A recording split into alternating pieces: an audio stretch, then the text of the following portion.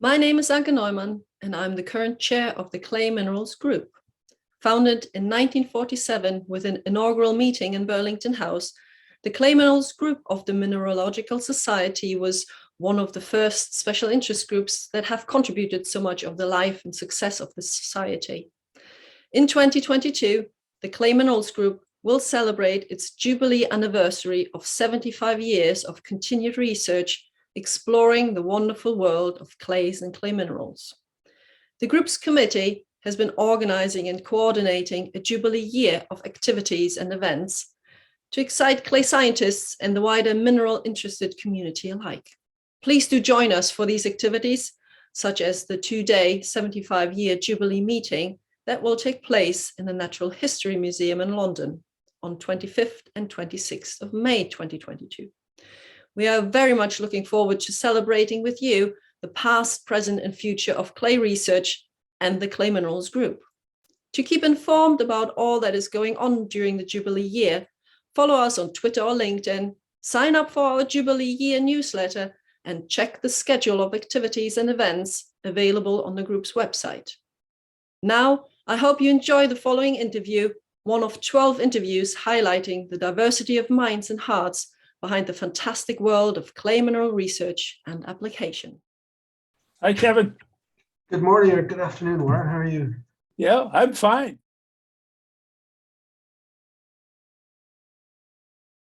Yeah. Could we start with your background? Where did you go to school? Where did you go to college? Yeah. Well, let me start early on. I was born in 1937, and during World War II, we lived in Northern Virginia. My father had a master's degree from his college, and he worked for the government during World War II. They had something called the Office of Price Administration, the OPA. Now, for most people, they won't recognize that, but back during the war years, there was a shortage of food and lots of things, and you had to have tickets in order to buy certain kinds of food. You know, they invented margarine back then because butter was very, very difficult to get. And my father worked for this government agency that controlled that thing, the OPA. And then when he put his family on a farm in Virginia, and after the war was over and that agency shut down, we moved to Michigan, and we wound up on another farm in Michigan. My father and mother both are from Texas, and they liked farming, and so they bought a farm, and we raised cattle. And all up through my high school years, I spent my summers riding horses, herding cattle. So when I got finished with high school and was going off to college, my parents thought I would finish college and come home and run the farm and take over the farm, which sounded good to me. And so I got to college, and my freshman year, I took a geology class. And oh my goodness, that was fantastic. And we had field trips and we did lab work. And I remember still coming home from college that first year and telling my parents, I want to be a geologist. And my father just looked at me and said, uh-oh, he's not going to take over the farm. I finished college, and I wanted to go to grad school, and my advisor suggested I come to University of Cincinnati because the head of the department here at that time had his degree. I was an undergraduate at Harvard, and the head of the department here had his degree from Harvard as well, so they knew him. Okay. So I came to Cincinnati. Finished my degree in '63, and those were the days were different. In those days, I was just walking down the hallway, and the head of the department asked me if I would like to become a faculty member in the department. Yeah, I didn't even apply for the job. And I said, oh yeah, I'd like to do that. And he said, okay, you have to go over and meet with the dean and he'll make the formal offer to you. And so I did. And the dean was somebody I had met previously. And I went over and he said, Warren, they want to offer you this job in the faculty. Are you interested? And I said, yes, I am. And he said, Warren, you're not married, are you? And I wasn't at that time. And I said, no. And he said, well, then you won't need a very big salary. Oh my goodness. I still remember those were his exact words. And so what happened once I got to Cincinnati, one of the things that we did in those days, and we still do, is we take incoming students on field trips around the area. This part of Ohio and northern Kentucky, it got lots of middle Ordovician, upper Ordovician limestones, shales, and it's all flat lying, not much structure.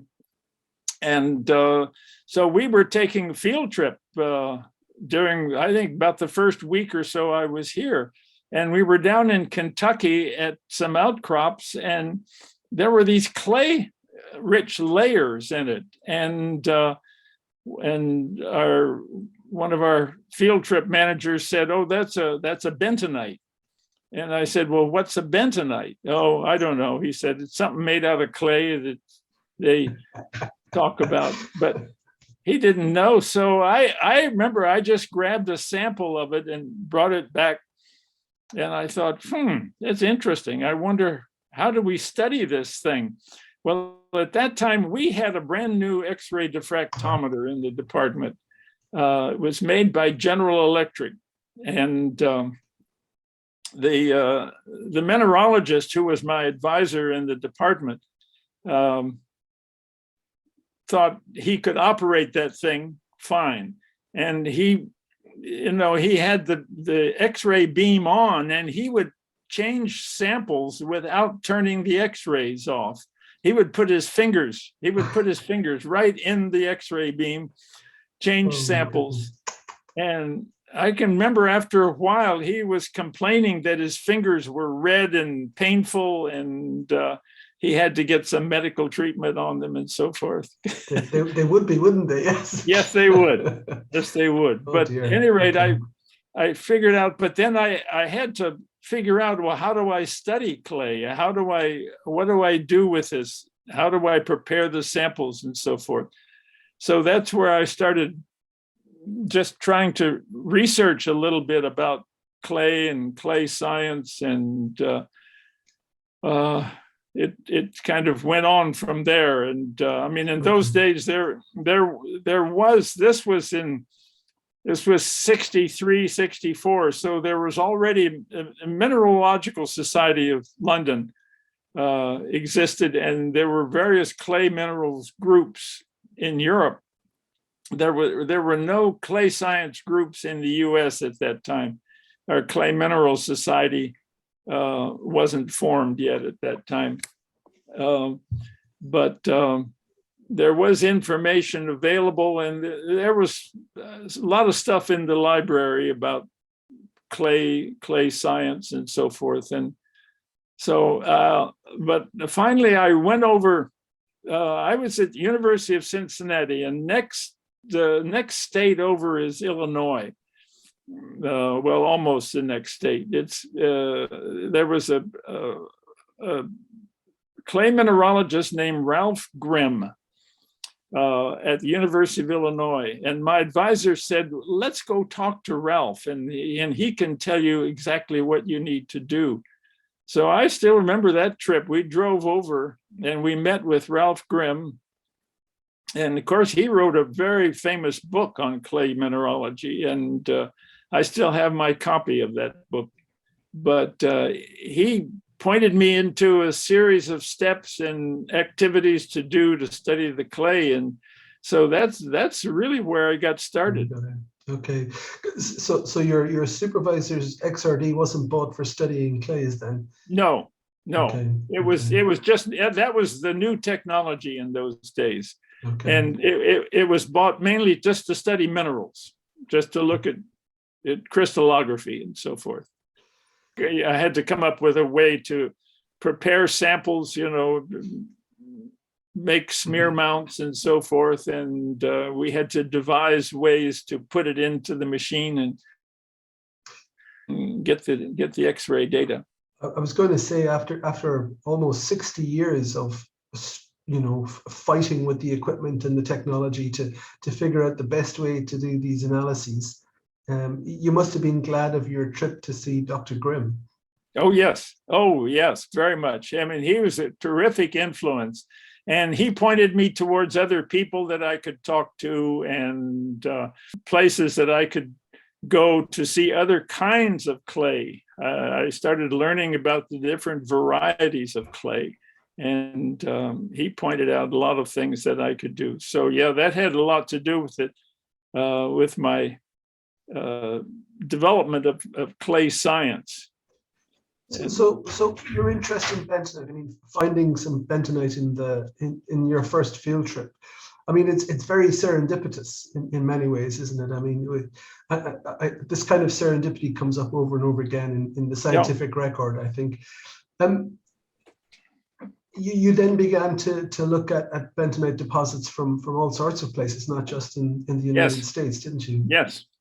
So how did you fund those trips? What was the basis for your argument to the people who gave out the money to say, hey, this would be really interesting to know more about? It's a good question. It's a good question. And that issue, because as you say, the bentonite turned out, Grimm told me it was altered volcanic ash. I didn't know that at first. He said, that's volcanic ash that's been altered. And I thought, well, where was the volcano? I don't know of any volcanoes in Ohio or Kentucky that I was aware of. And so one of the things I started doing was just tracing these bentonite beds. Which way did they go? How far? And I thought I could locate a volcano. And the problem was you could trace it eastward through Tennessee into Virginia and so forth. And the beds were thicker in that direction. And I thought, well, that must be in the direction of the volcano. Of course, yeah. And I kept thinking maybe there were volcanoes along the East Coast, but this was before we really understood plate tectonics very well. And slowly, as our knowledge further developed, I thought, okay, the source volcanoes were probably not here, but in Scandinavia or Northern Europe or someplace like that. And but then in response to your question, I obviously it's going to take a lot of money, not only to study these things, but to travel. And so I started applying to a National Science Foundation, and they were very, very helpful. I began to get funding from NSF early on, and was able to support a lot of the work I was doing. I think it was probably easier to get money for blue skies research back then than it is now. Than it is now, yes. Yeah. I was about to say as you spoke that so really in truth you're a frustrated volcanologist rather than a clay mineralogist. Your original quest was to find the volcanic source rather than study the bentonite itself. Yes. So my interest really developed into volcanism and paleovolcanism, and over the years, and then I began to collaborate. I discovered I had colleagues in other universities, both in this country and then I began to meet some in Europe. Well, the first time you and I met, you said to me that you had done some field work in Ireland, the country where I live, in the East Coast. Can you tell us a little bit about that? Well, one of the things I eventually did was I needed to be abroad for a lot of time. So I had 1 year I spent in the UK. I had a sabbatical leave for 1 year. And so I went to the University of Sheffield and I was there. And while I was there, I did lots of field work in Ireland, in North Wales, particularly. I did quite a lot of work. I did work in Scotland and a lot of places where there are bentonite deposits, and began to see a multi of events that had occurred over time. And then we did further work over the years in Sweden, Norway, Estonia. And the only problem I had going to these places was I would come back to Cincinnati and I would say, well, I was in Estonia or I was in Ireland, and people would say, well, how was your vacation? And I would say, it was not a vacation. I was there studying geology. And they just smile and look at you and say, yeah, of course. Well, some people would say that being in the field is a bit like being on holiday, but it's all the other stuff that goes with it that's not very holiday-like, I suspect. Yeah, that's right. No, not at all. Not at all. It was rugged work, a lot of it. And then over the years, I've other places. I worked in Argentina, did a big project back in the 90s in Argentina, because there are bentonites there that look like they're very similar in age to those in the Southern Appalachians in the US. And so again, possibly a matchup of plate tectonic segments that occurred at the time. About bentonite in particular, when we think of the uses that we have for it now, the fundamentals were all done back in the 60s by people like yourself. Yes. You must be immensely proud of that. Yeah, very much so. I enjoy it a lot and look back with a lot of pleasure on the work we've done over the years.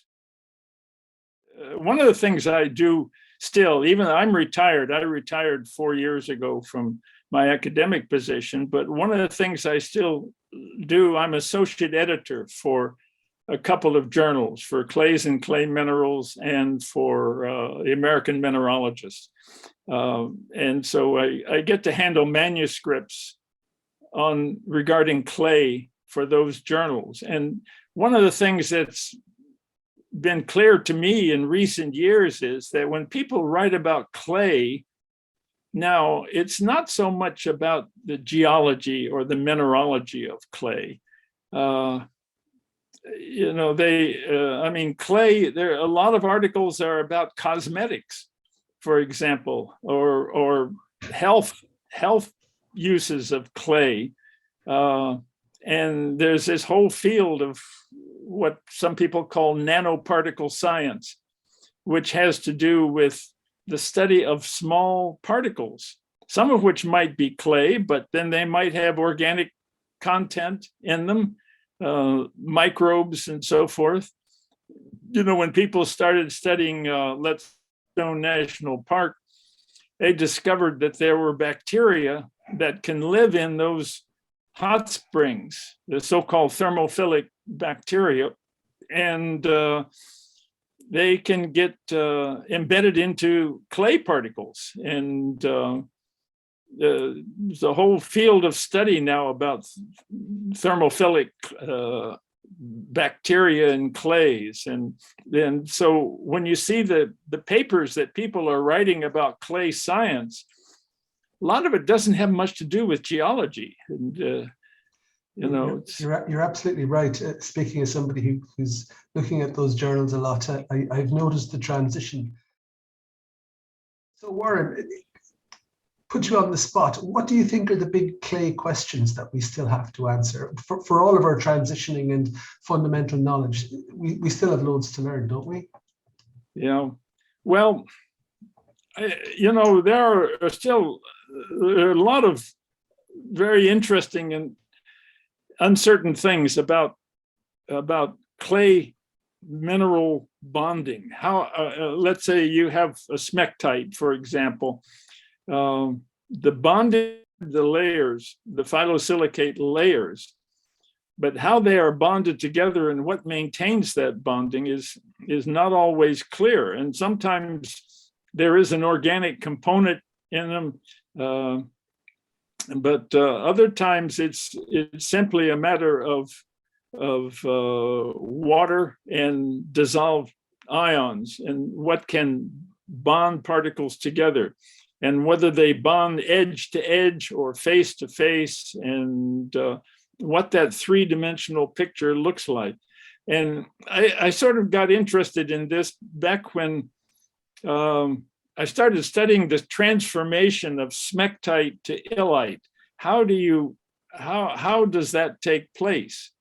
You have to have potassium, and you have to put potassium in the inner layer and then bond the layers together. But exactly how that mechanism worked and what the distribution of those cations was like was a little uncertain. And there were a number of people.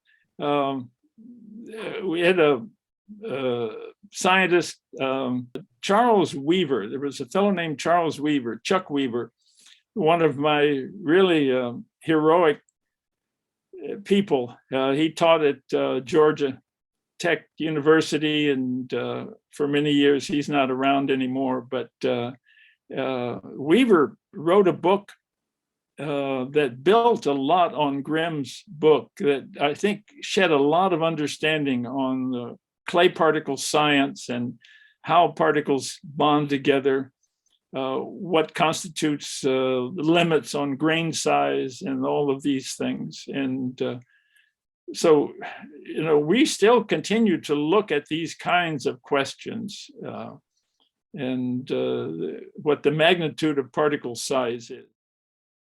When you do that, the question is, well, at what point do you have illite and not mixed layered clay? And that's also not always easy question to answer. So here again, technology helped a lot. Not only X-ray diffraction, but all the scanning electron microscopy and TEMs and other kinds of devices that began to develop have been very, very helpful in looking at nanoparticles. And it's interesting, in my late years of active research, I would talk a lot to my colleagues in physics and in biology, who were very interested in nanoparticle science also, and how they were studying small particles and so forth. What do you think are the global challenges that clay science can help to address now that we know what we know? Well, if you ask this to soil scientists, they will give you a whole bunch of answers that are needed. How can we improve agriculture? In what ways does clay play a role in nutrient aggregation for crops and crop science and so forth? And that's actually a big area. A lot of questions about the role of clays in agronomy. But then if you talk to people who are in the ceramics industry, well, that's a totally different area of interest. And they want clays that are going to retain properties and so forth. And they realized the Egyptians could do this many centuries ago, but trying to maintain that particular, you have your coffee cup, I have mine, and absolutely, yeah. And we need to be able to make these things out of some kind of a ceramic material. And so the big problem, of course, is just the industrial uses of clays for lots and lots of different things. And then finding resources. That's another issue. You know, where can you mine kaolinite? There are a lot of questions now about looking for clay resources in areas that are, you know, like national parks and so forth, that really shouldn't be excavated at all. You know, the Clay Minerals Society has a group of what they call source clays. So if you need a pure sample of some particular kind of clay, normally you can get it from the source clay collection. I mean, you have to buy it, but they're having trouble now replacing those source clays and keeping the collections up to date. Warren, you touched earlier on your work for the clay journals, Clay Minerals, Clays and Clay Minerals, American Mineralogist, and probably many more. And I also know that, you know, you've served on AIPEA, the International Association for Clay Science, and of course, yeah, you're best known for your many years service to the Clay Minerals Society, based in the US, International Society. Clearly, service to your community is important to you, isn't it? Oh yes, very, very much. Yeah, I mean, it's developed over the years as a way of collaborating with people. It's all built on human interaction. What's the moment of which you're most proud in your career? Well, there were a number of things. Last year, I was the recipient of the Collins Medal from the Mineralogical Society of Great Britain. And that certainly was a wonderful, wonderful moment for me. I enjoyed that very much. But I think one of the things I was most proud about was producing my first PhD student. Her name was Asuman Turkmenoglu. Really? All right. Okay. Yeah. And Fantastic. she has gone on to a very distinguished career herself in Turkey. And she's one of the organizers of the upcoming ICC meeting. I somehow knew that when I asked that question, that your answer was going to be something to do with teaching or academic supervision or something like that. I just guessed that it's clear from reading your CV and about you online that your work with your students has been really important to you. Oh yeah, and I've had so many wonderful students over the years, masters and PhD students. And Warren, if you were asked, what advice would you give to your 20-year-old self, knowing what you know now versus what you knew when you started off as a student, thinking you were going to go back and be a farmer? Well, I would say for anybody that even develops a slight interest in clay mineralogy, make sure you take some biochemistry, make sure you do some maybe take an engineering course, civil engineering. Civil engineers have a lot to do with clays, and make sure you have these kinds of classes in your background, because clay science is not just about mineralogy anymore. And we don't have a big agronomy department here at the University of Cincinnati, but some universities do, like Michigan State. You know, they have huge agricultural programs. And so a lot of their students, even in geology, will take agronomy classes to learn about soil science and so forth. So there's lots of the related background things that you need to have if you want to pursue an interest in clay science.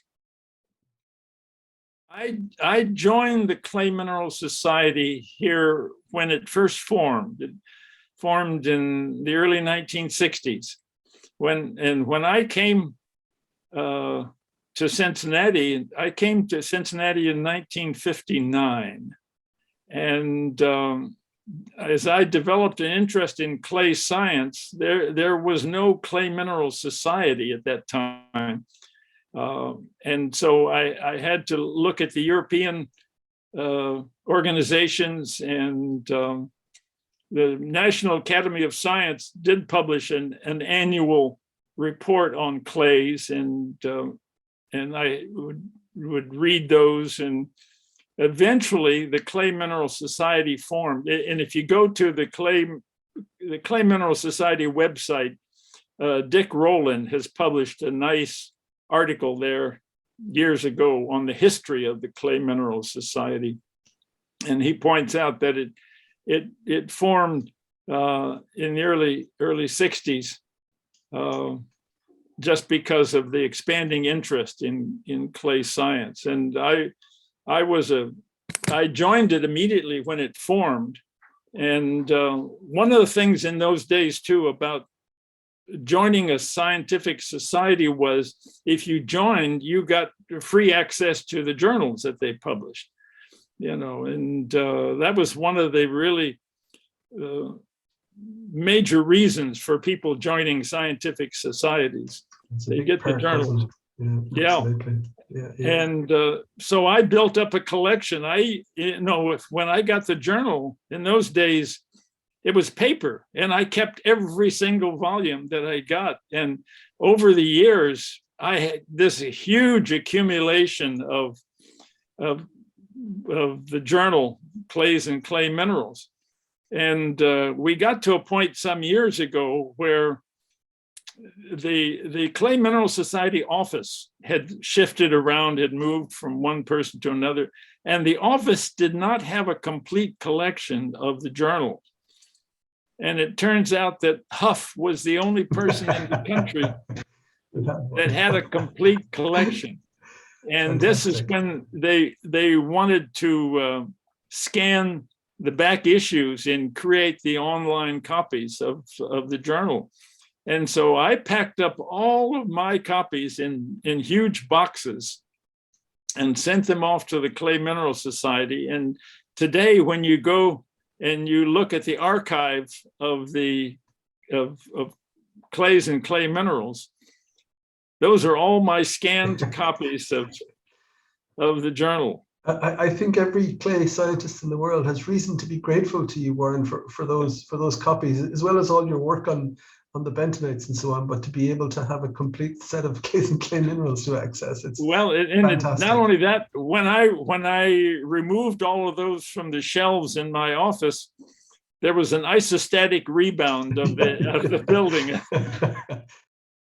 Warren, when you're not working on clays, what do you like to do? Well, I have two hobbies. Now I'm retired. One of my hobbies is I play the fiddle and I make music. And wonderful. I do that every weekend. I jam with friends and get together, and I play mostly bluegrass music and on the fiddle. But the other hobby that I have is baking bread. I make bread at home in a variety of different ways, but well, if anybody ever wants to deal with the hunger pangs of a late afternoon on a Friday, they should go and visit your Facebook page. Some beautiful loaves of bread in picture form on there. It's fantastic. Big loaves of bread, and it's fun to make that stuff. I saw some years back, I think it was you who sent it to me, a photograph of yourself with a guitar in hand, sort of a Buddy Holly lookalike. Back in the day, I would play with various groups, and we'd get together, we'd form a band, and I'd play guitar, I'd play fiddle, and that was kind of fun. Fantastic. Weren't you into cars? Was it stock car racing or something like that? Yeah. Actually, I did sports car racing too. Back in one of my earliest cars was a Chevrolet Corvette. The Corvette came out, and in those days there was a sports car racing group of people in Ohio, and there was even a racetrack where you could go and you could take lessons on racing. And so I used to take my Corvette. I beefed it up a little bit, and when I did that, I had to take some parts away and try to make it go a little bit faster, and I would take it up to this racetrack and race on it for fun. So yeah, that was kind of interesting. Who of your heroes or heroines would you like to interview if our roles were reversed and you were the interviewer? And for the purposes of this answer, I'm going to allow you to have a time machine if necessary, so you could go back in time to pick a hero. Yeah, I think the people that I would want to interview are no longer available. Chuck Weaver, for example. Okay. Charles Weaver. He was tremendous. I mean, certainly Ralph Grimm. Warren, I've got to the end of my list of questions. I've thoroughly enjoyed chatting with you. We've known each other for many years, so I think I know some of the answers to your questions already, but I've learned some new things today, and I hope that some people will enjoy hearing what it is you've got to say about yourself and about our science. Well, thank you, Kevin, very much. I really appreciate your taking the time just to chat and so forth. It's my pleasure.